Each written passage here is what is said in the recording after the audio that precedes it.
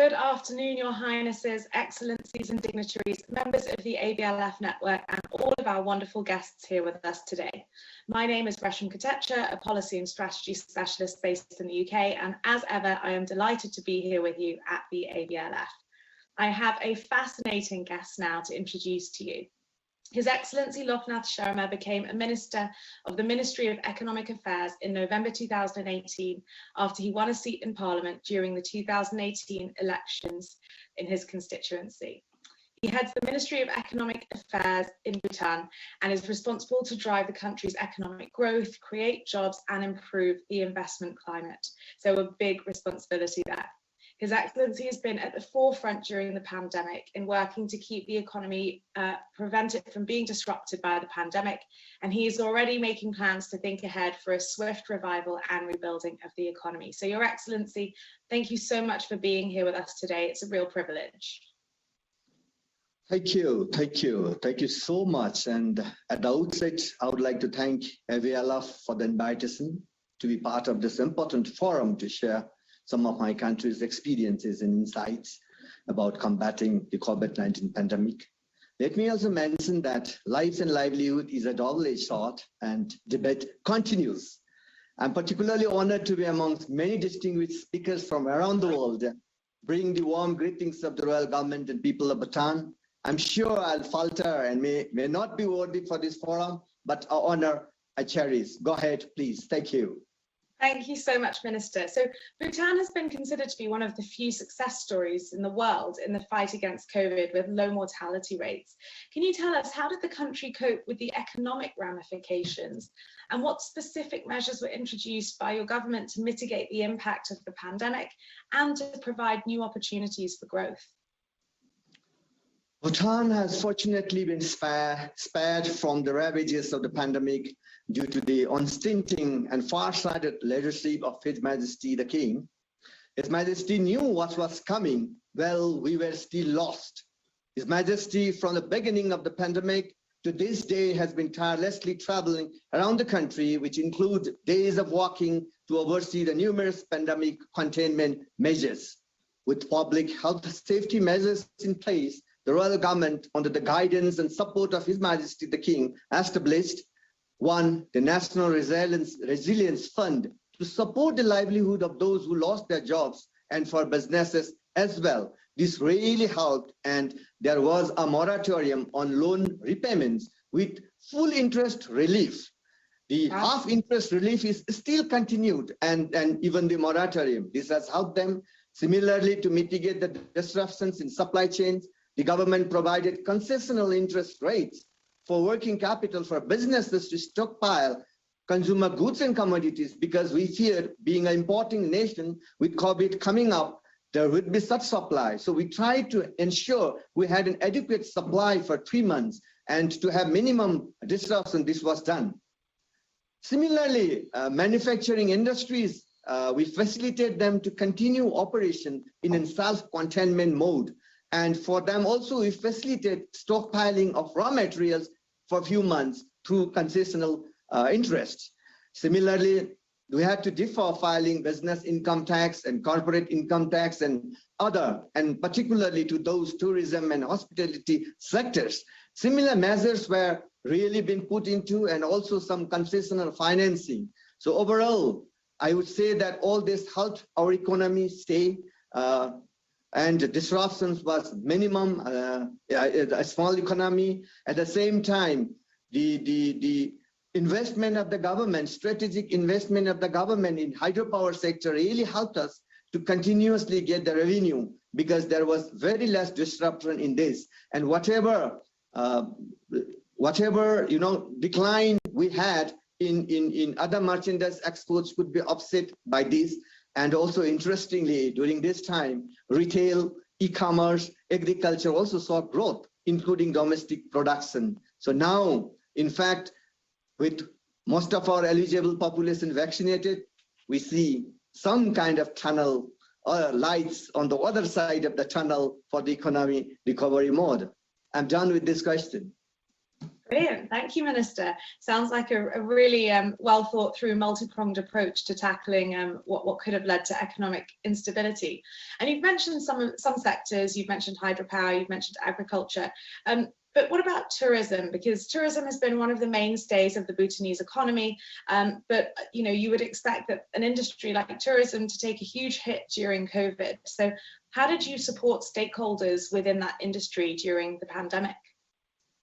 You're very true. Tourism is our, in fact, second biggest contributor besides hydropower. And we assumed, or we had 50,000 or so people employed under this sector. It was really badly hit. So the first thing is through the resilience fund mechanisms, welfare payments were instituted for COVID affected people in tourism and hospitality sectors. This was the first thing we had to do it because immediately they were out of the job. And then we also initiated some employment support program by collaborating with training institutes, by having skilling and reskilling programs, and also supporting them to go beyond tourism to agriculture sector as well, so that they can at least sustain their living.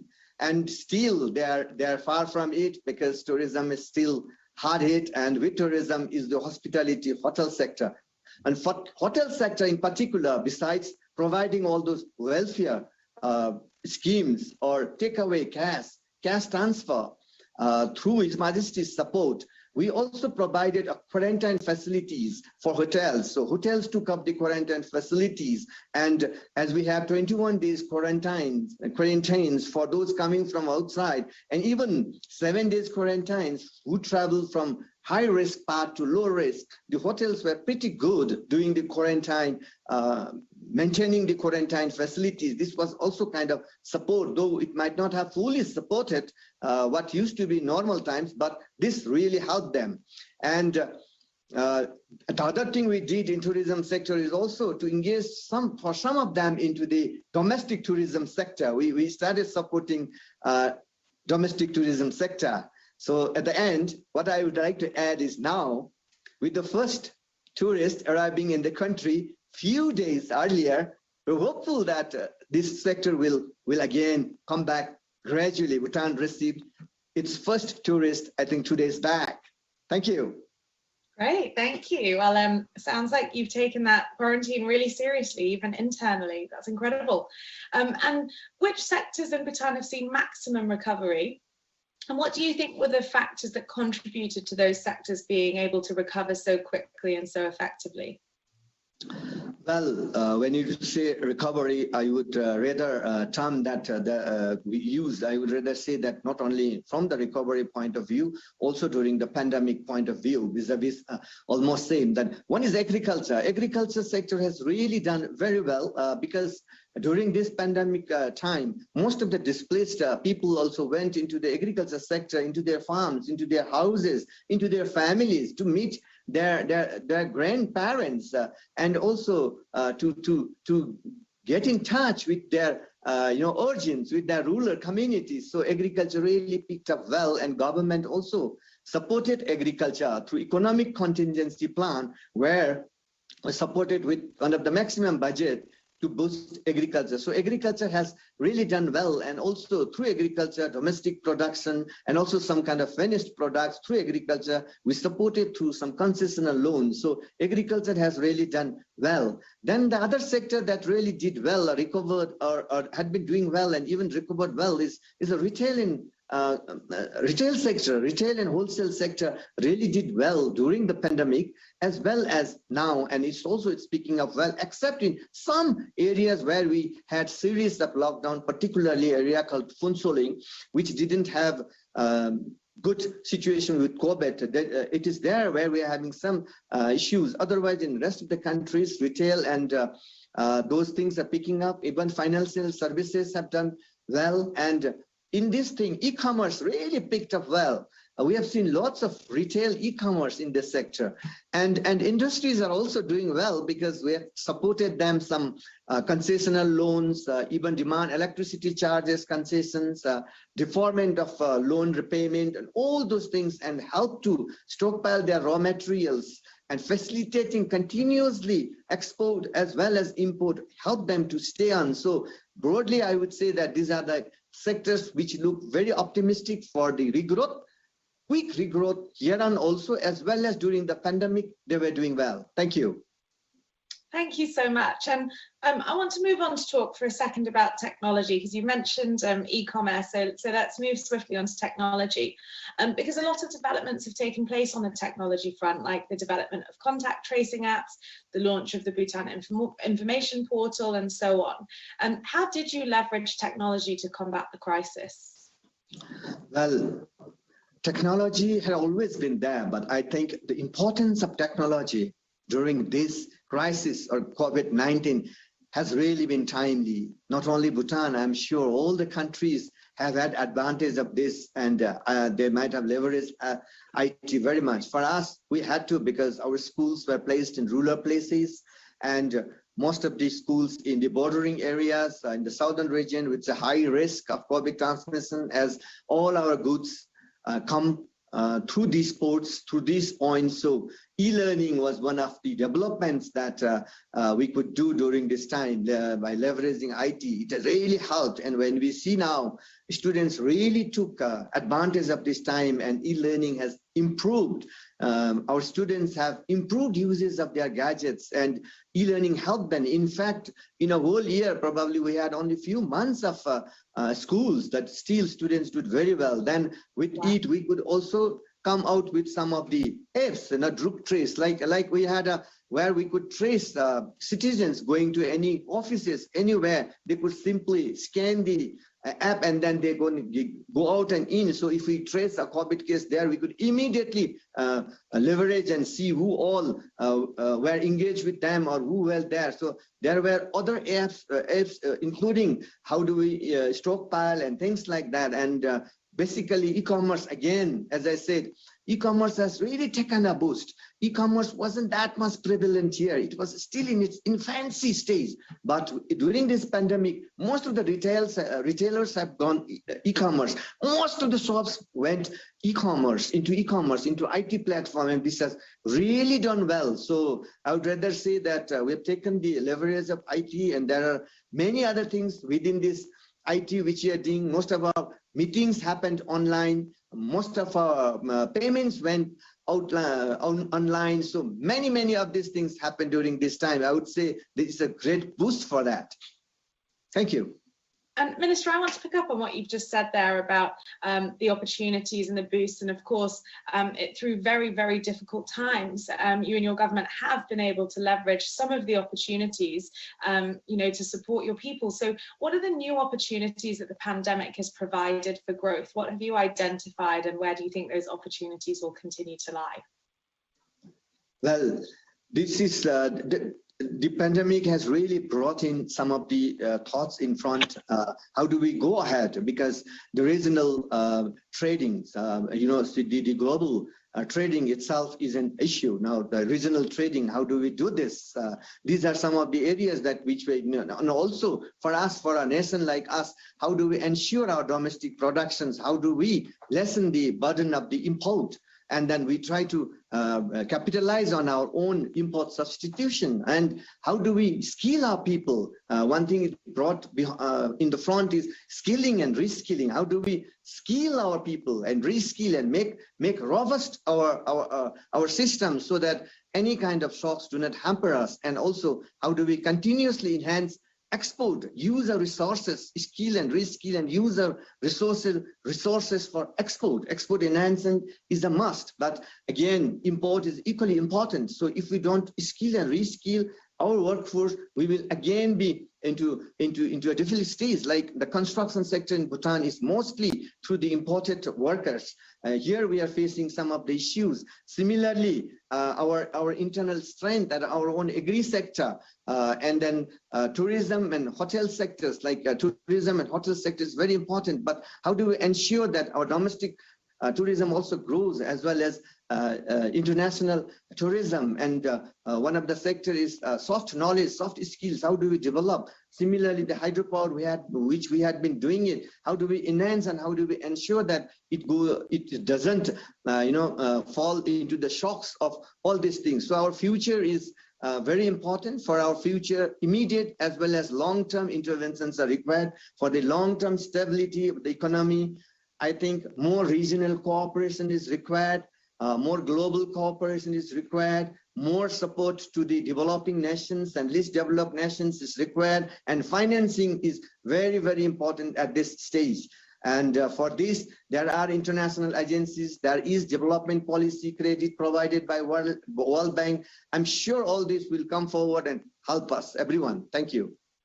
Thank you, Minister. So you've mentioned very briefly policies around credit and the World Bank. So can you tell us a little bit more about the Bhutan COVID-19 crisis response development policy credit that was provided by the World Bank and how that has contributed to economic resilience?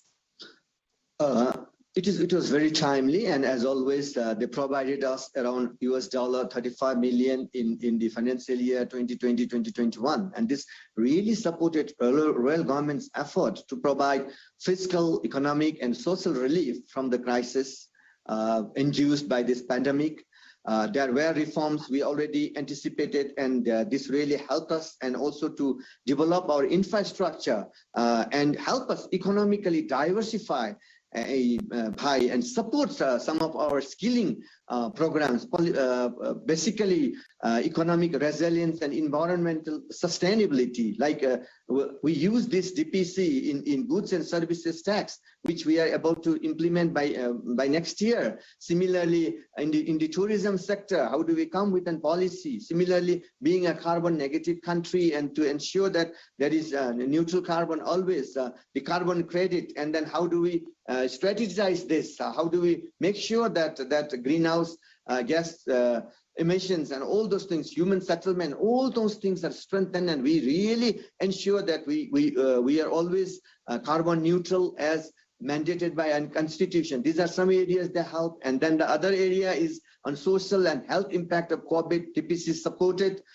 in our reforms on National Resilience Fund, on National Credit Guarantee Schemes, and even on vaccines and all those things. So the support, I would say, in nutshell, was huge, and without this support, we would not have been where we are today. Thank you. And how do you think SARC, the South Asian Association for Regional Cooperation Countries, how do you think SARC can come together to fight socioeconomic challenges, given the similarity and differences in geography and issues that you share together? Thank you. You mentioned about SARC. SARC region accounts for more than 1/6 of the world's population, which you know. We have an advantage of demographic dividend and human capital, but there are still issues, and we are not able to foster much. Most of the SARC countries trade with other countries than within the region. Therefore, I feel that, in fact, some of the estimates estimate only 5% we trade among each other. So we need to address these challenges, and we need to come with integration. I think we need a more ambitious trade liberalization and market access programs beyond borders and politics. Also, I believe that we must develop economic direction, energy. How do we come with industrialization? What are the potentials of each countries? What is the potential of regions to use the resources we have, human resources, natural resources? We are diversified into all these things, but we must come with a common infrastructure. We must come with an hassle-free trade, and we must have an agreement, common agreement on common testing, certification, and must there be a mutual recognition. I would say that SARC countries must work towards paperless trade, trust each other, have a mutual recognition, and promote regional trade. Regional trade is the call of the day. I would rather say we have already learned through this pandemic. So that is my wish, and I hope the SARC countries can do more. Thank you. And I think that sounds great. I mean, 1/6 of the population. Where do you see your kind of key opportunities looking forward beyond the pandemic? other than that increase in regional cooperation? Well, besides increasing cooperation, we also see that beyond pandemic, we can set up our own common infrastructure, some kind of common industries where we can serve the benefits of each country, help each country come out of this pandemic. I also see that SARC countries also should come forward more to help each other countries vaccinate as well during this time. Otherwise, post-pandemic, we will have nothing like post-pandemic. Beyond regional cooperation, not only related to SARC, I also see the global cooperation should continue, but unless the nations which can or which are able to can share their intellect, would share their technology transfer, would help each other and use the regional diversity for each other's advantage, as well as link it to global economy and get also the share of the vaccines, help each other to get vaccinated. It would be very difficult to term post-pandemic. Maybe the pandemic will continue for long. Thank you. Well, let's keep our fingers crossed it doesn't. But while we do speak about the pandemic, how did you ensure that the most vulnerable parts of society were not too negatively impacted by the lockdowns, by quarantine, and by the economic slowdown? Well, can I repeat your question once more? Of course. I'm sorry, Your Excellency. How did you ensure that the most vulnerable in your societies were not negatively impacted by lockdowns and by quarantine and by the pandemic overall? Thank you so much. In quarantine, particularly, quarantine is provided free of cost by the government, so that they don't have to pay for the quarantine. Quarantine is for their safety because they're moving from one place to another. A small country with less population, if in one of the community we get pandemic or we get this COVID in one of the community, one of the villages, our health infrastructure, our health facilities are not very robust like in many of the countries. Therefore, quarantine was necessary, but government supported it. I mean, it's free of cost, firstly. Secondly, for the vulnerable groups, during lockdowns, there was a mechanism set where we drop foods to their houses, where we provided all the services that are essentials. And especially, we made sure that they received what they required, and there were voluntary people who were offering this. We have a group of people called Desung who in a yellow dress, who are there deployed for the benefit of these people, and especially for the vulnerable people. We even had, through this additional welfare support, cash transport support from His Majesty the King, which is called Kidu, we made sure that who couldn't earn or were displaced get their monthly payment at least to the amount that they are able to survive.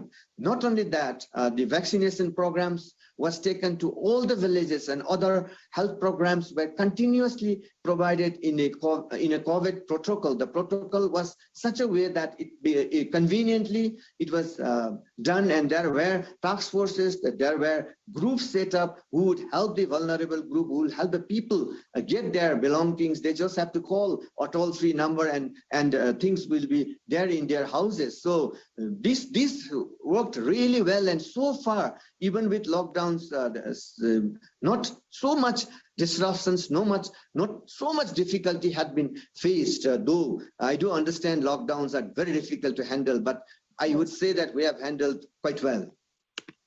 It sounds like you really have. And of course, in your role, in your particular Ministry of Economic Affairs, there's a lot of work to be done in terms of increasing collaboration between the private sector and the public sector. So where do you see the opportunities and the challenges between that pairing and that working together in a collaborative manner going forward? I would rather say that yes, it has to be collaborative manner. Even during COVID time, we had task force from private sector.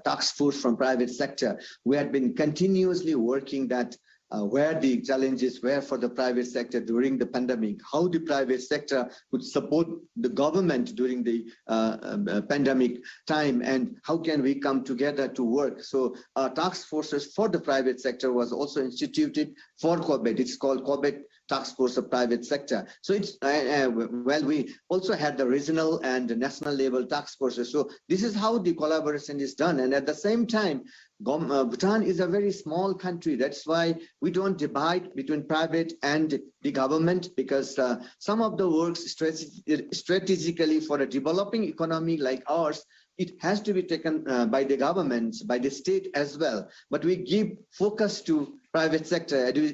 As we say, private is the engine of growth. And similarly, we also have in our country something called PSDC, that's Private Sector Development Committee. The Private Sector Development Committee is a permanent committee instituted by this government, and it is under Bhutan Chamber of Commerce and Industry. Bhutan Chamber of Commerce and Industry is an apex body to coordinate the private sector and bridge between the private sector and the government. So there is a huge opportunity as we move ahead for the private sector to play a role, but they need support. As I already said, interest waiver isn't support for the private sector. Moratorium on loan repayment isn't support to the private sector, and half of the loan is still continued, interest is still continued for another 6 months. So there is a huge opportunities, and we are also providing for the smaller sector of the private sector some credit guarantee schemes which they can take part and come out to participate in the economy. Therefore, as we move on, I see a lot more opportunities, and private sector must be given ample opportunity. Thank you. Thank you, Minister.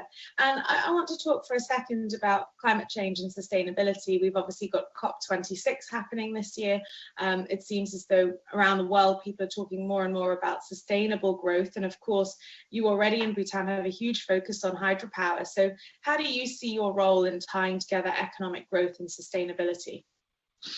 Well, sustainability is something we have already always placed in our heart, and in fact, we had the first time we were always the champions of sustainable development, and now we are champion of gross national happiness, or the philosophy of GNH in development, more than the materialistic development. So sustainability is always core, but when it comes to hydropower sector, not only hydropower sector, we are also now trying to enter into other alternative renewable energies like solar, like wind, and probably we are also looking towards the developing technologies on hydrogen fuel, because our biggest worry is fossil fuel. We are an import dependent country, and today, in fact, what we earn from hydropower almost goes to fossil fuel import.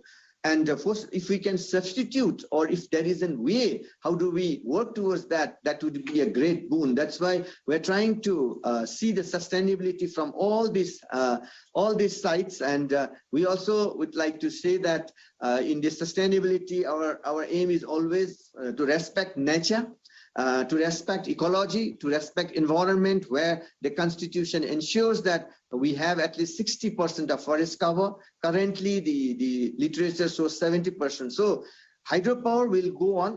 We will not pull up full list up to hydropower, but strategically and sustainability, we have already developed sustainable hydropower development policy 2021, sustainable hydropower development policy 2021.